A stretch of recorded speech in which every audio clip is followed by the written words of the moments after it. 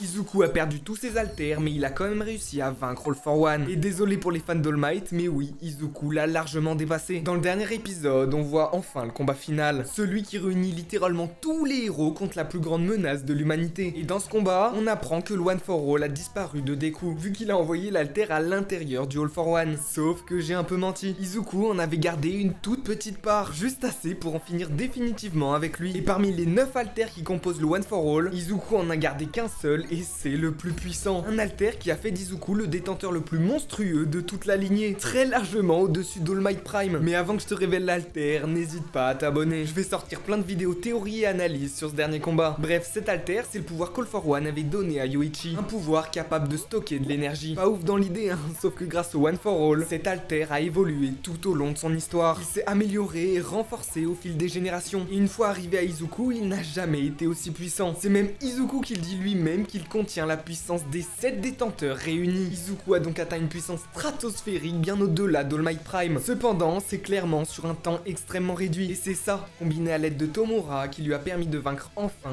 Zen Shigaraki.